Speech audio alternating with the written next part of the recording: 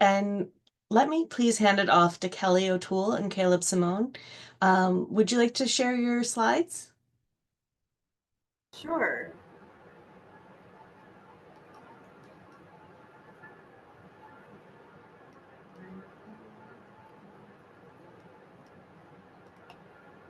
And while you do that, I should say that the presentation um, can be known as digital preservation email workflows from accessioning to access. What? It's not, I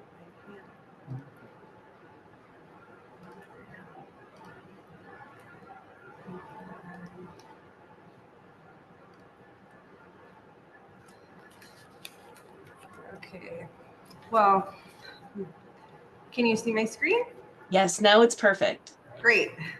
Hello, everyone. I am Kelly O'Toole, the Digital Program Supervisor at NYC Department of Records and Information Services, also known as DORIS. This is Caleb Simone, our Digital Archivist.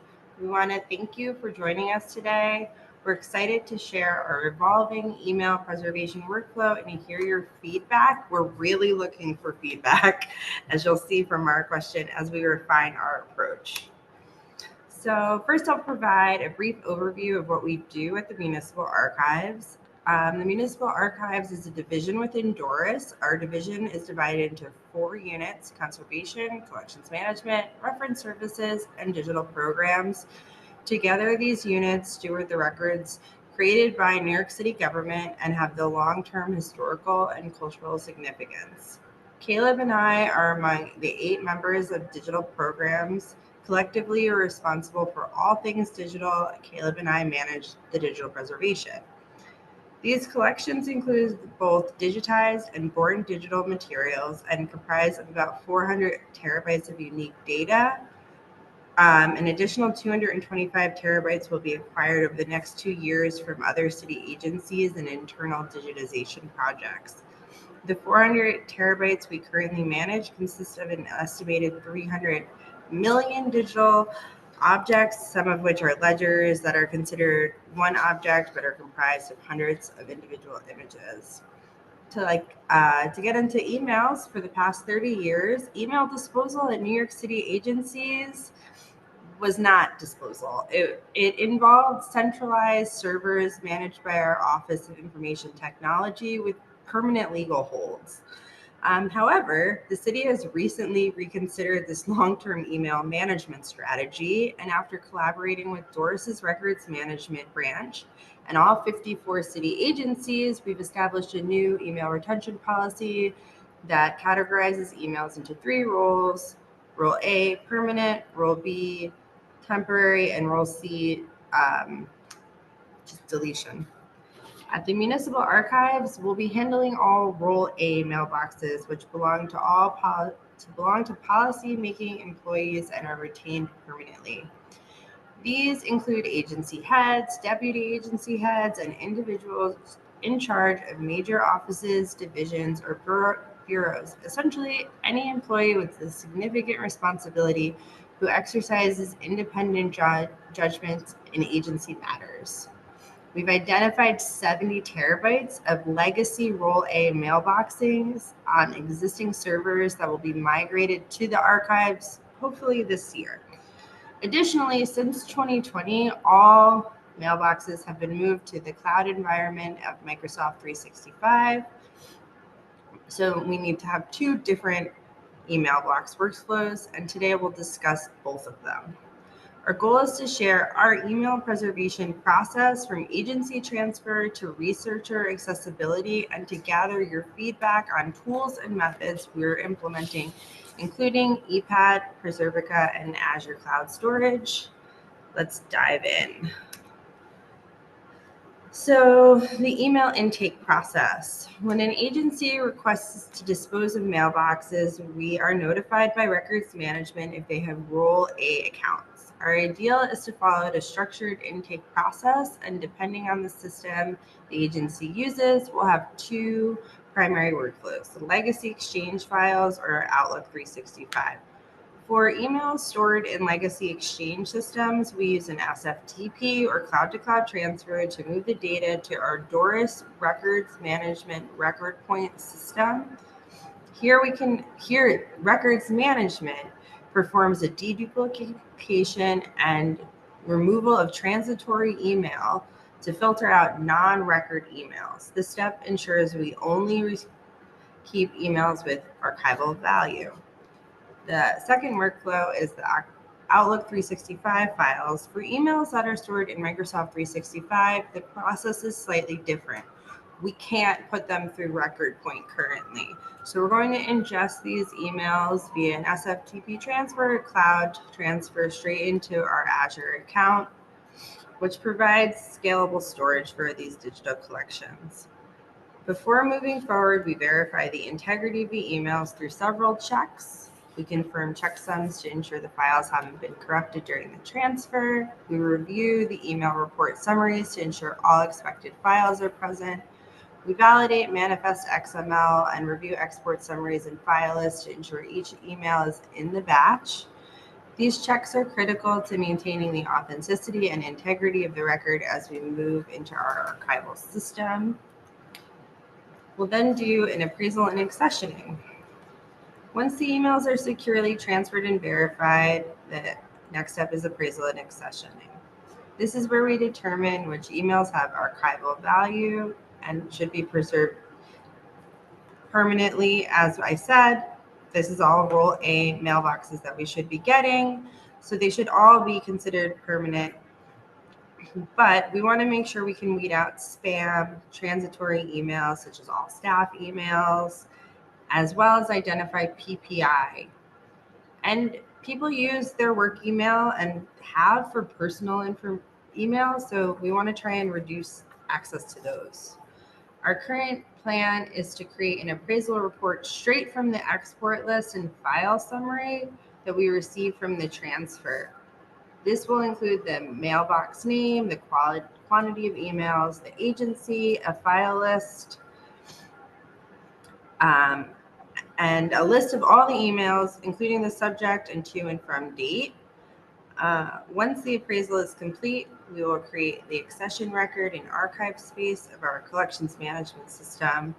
This record includes key metadata about the email, such as the accession number, title, scope, and any restrictions to access. So after accessioning, the emails move into the preservation and storage phase. This is where we ensure the long-term preservation of the records using a combination of tools and cloud storage solutions. The primary tools we're using for email preservation are ePad, Preservica, and Azure. So just to give you a very brief overview of those tools. ePad is an email inbox processing open source software. Preservica is our preservation platform where we perform back-end digital preservation tasks and provide front-end user access. Last June, we officially launched in Preservica after over a year of digital migration efforts. And Azure is our cloud storage. So it's the relationship between these tools that we're really fine-tuning and interested in hearing feedback about. We currently have two separate workflow options for our incoming delivery of 70 terabytes of legacy emails. The first option is to transfer the emails as PSTs directly into our Azure cloud storage without processing them first. The PSTs would land in the cold storage tier where they would remain until we have specific reason to rehydrate and process them in ePad. Our second option is to ingest the emails directly into Preservica. Preservica is the host site for Azure, so the emails would still be stored in Azure, but in the hot tier, so more readily accessible within Preservica. However, similarly to how the first option requires rehydrating the PSTs to upload into ePad, the PSTs in Preservica would need to be downloaded from Preservica and then uploaded into ePad in this second option. So I'll speak a little more on what each option looks like. So for option one of transferring directly into Azure cold storage, we would rehydrate the PSTs when needed and then upload them into ePad. Once the digital archivist myself, has reviewed the materials in the various EPAD modules, I would ingest the processed PST into Preservica. Once in Preservica, we would make an additional access copy so that staff can review the emails in the Preservica platform.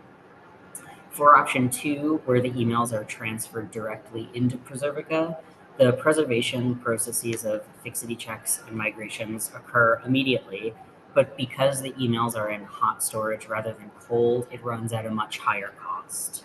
The benefit is that we can immediately unpack the mailboxes in Preservica when they're in hot tier storage. This allows us to review the emails themselves as well as additional files like contact lists and calendars. When we were ready to process them further, we would download the PSTs and upload them into EPAD. The work we would do in EPAD would look the same regardless of which option we go with just a few minor differences. No matter what, EPAD requires that inboxes be worked on as mbox format. We have an email commit thumb drive that converts PSTs to mbox directly in EPAD. EPAD itself is composed of 4 modules, the first 2 of which are called appraisal and processing, respectively. And those modules are where the majority of the archival work happens. It's important to note that the appraisal module consists of a very different type of archival labor than how we generally talk about the act of appraisal. In EPAD, the appraisal module is where your uploaded mboxes land. And it's where you would include any sidecar files like accession notes, donor materials, or really any files outside of your collection that are related to the collection that you think would be helpful for researchers or future archivists to understand. In this module, you gain a very general overview of the collection and how EPAD has sorted different types of information and the context represented in the emails. You then save and export that organized email package to the processing module, where you carry out more in-depth organization like handling PPI. So please feel free to share in the Q&A what you think about these 2 options, pros, cons, or a third idea, or if you have experience with this process and any insights to share. The final stage in our workflow is access and discovery. This is where we make the preserved emails available to researchers and the public. Access and discovery are the last 2 EPAD modules following the appraisal and processing modules. Access to the emails is provided on site via EPAD's delivery or discovery modules. Delivery, this module is used when researchers request access to specific emails. We can either send the emails to the researcher for review at home or set them up to view the emails via Outlook on a computer in our research room. For the discovery module for fully processed collections, we can make the emails available online. This allows researchers to search and browse the emails remotely. And before providing access, we ensure that any restricted material, such as PPI, has been flagged and removed. Researchers are also required to sign user agreements to protect the privacy and confidentiality of the records. So to wrap up, our email preservation workflow is designed to ensure that these important records are transferred, appraised, accessioned, processed, and preserved in a way that maintains their authenticity and accessibility over time. By using tools like EPAD, Preservica, and Azure Cloud Storage, we can efficiently manage large volumes of emails and make them available to researchers and to the public. So we do have a few questions to throw out to everyone, like, are there any additional tools or workflows that you've found effective for email preservation at this quantity? Would you feel comfortable with records management running the process of deduplication and removing transitory, aka spam emails using Record Point? And our mailboxes from Microsoft 365 include calendars and contact lists. But when we open these files in EPAD, they don't seem to transfer over. We think that they're not in the exported PST that we generate from EPAD. So we're wondering if anyone has a method or experience with handling these files. Another layer of complexity that we're facing is that we're learning EPAD as we're generating workflows around it and writing our own EPAD manual. It's been a challenge to write out a manual as the method of email delivery continues to be debated and when capabilities between softwares and tools are so varied. So we're wondering if other people have written workflows and or manuals in the midst of fluid process negotiations. So do you write multiple versions, or how do you keep it up to date, specifically regarding emails when formats are constantly changing? Or how do you write these emails to ensure that people coming in with no prior information can understand not only how to engage with the workflow, but the context behind your process decisions? We're also wondering if anyone has a tool to migrate EML to PST during cloud-to-cloud transfer. And finally, if you or anyone in your organization knows of other archivists who are figuring out email preservation, we'd love to connect with them. So thank you very much. Thank you. That is excellent. And I might ask you to bring the slides with your own questions back up, so to facilitate discussion. But could everyone please give a round of applause to Kelly and Caleb?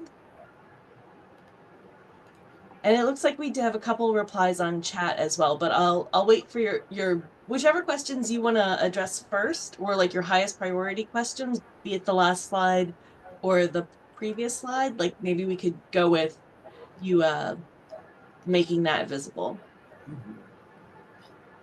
Can you see it? I'm just going to do it like this because it's so slow to load. I'll tell you when I can see it. Right now, it looks like it's still thinking about it, Okay. but Well, that's really fine. In the chat, it looks like we had a question about the three criteria for who's tier A, B, and C. Do you mind going over that again of how can you each see my category is screen? defined? Yeah.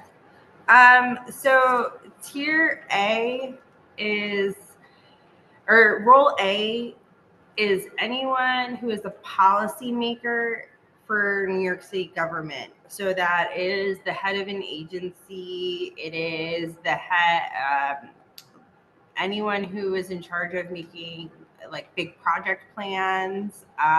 It's the same people we would have asked for their like their documentation if it was by paper. Role B, we keep for 8 years. And that is people associated with big projects or in correspondence with role A. Emails, and then rule C emails are non-policymakers, non-policy participant staff, and the role A, B, and C are by staff title, and the agencies are supposed to be assigning that when you're hired or when your job title changes. That's And helpful. that is like it is available online. I can, when we share, I can add the link if you want to like see the documentation. I think that's helpful. And I think also just to facilitate the discussion, a reminder is excellent. So let's see. We had a suggestion of another software for you to test is I guess it's called Piler or Piler. There's a link in the Okay. chat for you. Thank you. Sure. And Linda, do you want to unmute and say your question, or do you want me to just read it off the chat?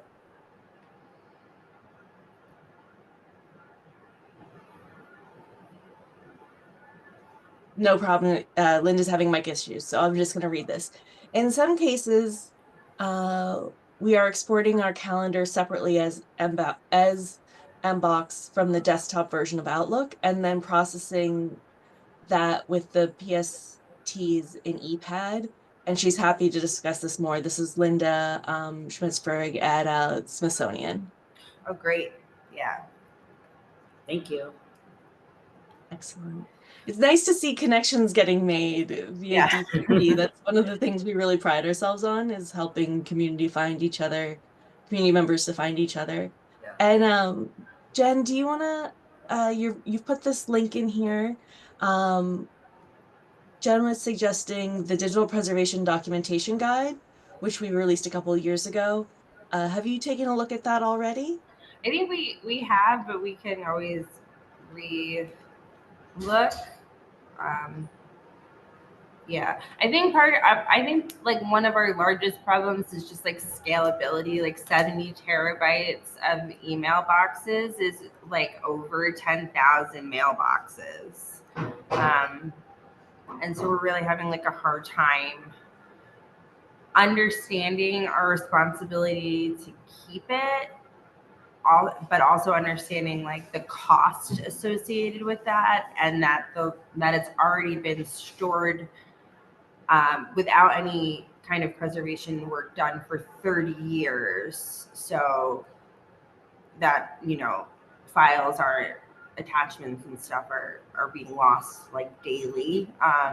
And so we're just trying to, yeah, I think that's our, I understand it if we were, I think I can like comprehend it if we were just like doing current, like if we even like from 2020 forward with the Microsoft 365 emails, I'm like, we can like manage, but it just feels like really large right now. Absolutely. The weight of legacy is substantial. Yeah. Um, Like so Sarah, oh, go ahead, please. Oh no, I was just saying it was many mayors. Many mayors. Yeah. Many, many mayors. There was a iPres paper recommended to you. It's not exactly on email preservation, but you may be interested in it. It's about the financial implications of cloud decisions. Yeah. This might help you with your unprocessed email in the cloud versus a local copy. So I don't know if you want to grab that link from the chat. I can also try to save the chat and send this to you. Perfect. Yeah. Thank you so much. Sure. And it looks so we have another comment that I think this is a common example, but the Canadian Centre for Architecture, CCA, uses GitHub to manage versioning for their manual/documentation, which seems smart. So there Okay. was a link to that in GitHub. Mhm. Someone also commented that GitHub is used for DAX updates too. Um, so let's see. Do you have a time? I have a question for you from the audience, and then we can get Yeah. back to your questions for the audience. Mhm. So it's how are you handling the multiple links to attachments due to Outlook's deduplication architecture? I know we What a good question. My hands in the air. No, yeah, that's part of our problem with like allowing deduplication to happen. And it's like a risk assessment and a cost assessment, I think, at this point is what's going to come from it. But yeah, like I innately we don't want deduplication, but I don't think it's actually like tenable. So I don't have a real answer for you. Totally fine. Sometimes I am not sure or we haven't figured that out yet is a very valid answer. And this is one of those cases. Would anyone like to speak? If you want to take your uh, um, put your camera on and your mic on, you're welcome to ask a question verbally. Um, we had another question on the chat come in, say, do email accounts have size limits? No. Currently, no. Yeah. Not for us. Like by the city. There's a lot of emails. And like for the mayors, it's like kind of funny. Like anyone can write the mayor an email and they go to an email box that you have to, and it's all roll A because the mayor's email boxes are all roll A. So it's like public correspondence with the mayor. Mm-hmm. And that used to be like letters people would mail. They still do, but a lot more emails. Yeah. Mhm. Yeah. That makes sense. Yeah. There's no limit. Yeah. So let's see. Another question was when you ingest PSTs into Preservica? Are they unpacked as EMLS? No. They stay in the PST format. It actually like opens almost as if you were viewing it in Outlook. But it stays in the PST format. It's almost like a locked file versus an unlocked when you do the unpacking.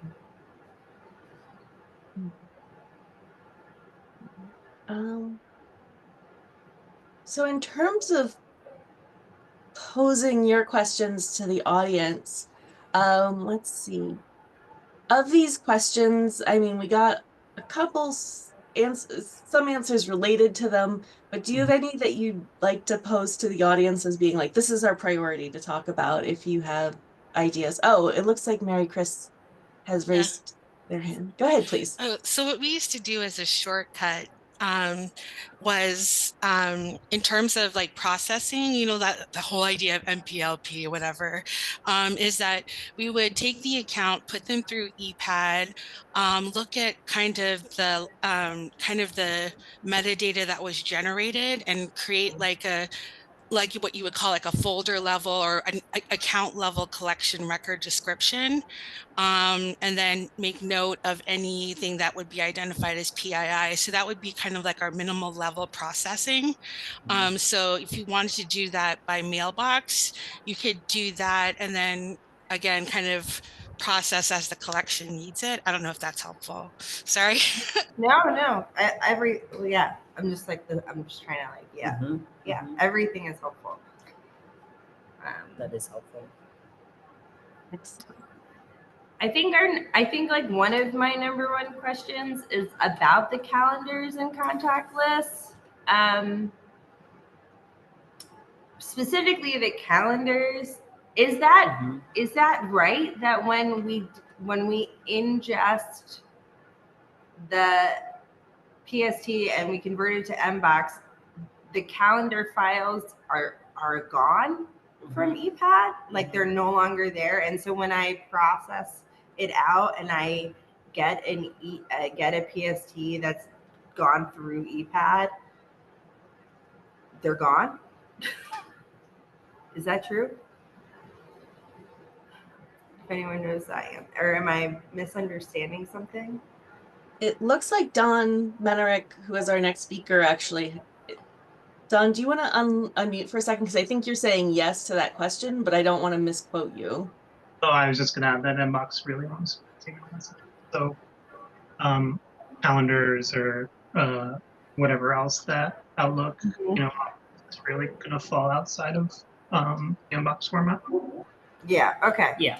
Okay. Yeah. That's what we thought. I had taken an ePad class that was really very helpful to just understand the like general rhythm and motion of ePad. And I remember the instructor basically saying like those types of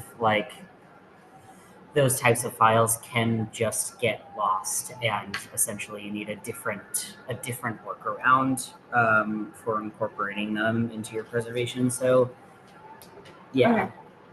Okay. I just need to double check. Yeah. Keep asking because we're hoping that someone is actually no. There's a different answer, but yeah, it seems to be the answer. Okay. Yeah. And then do you want to see the other? And then, yeah. So I'm going to read Linda's question or her statement, and then I'm going to hand it to Don so he and his team have the correct amount of time for their presentation. But Linda wrote, I'm not sure. I think email me for the ePad tool might not just grab them. Okay.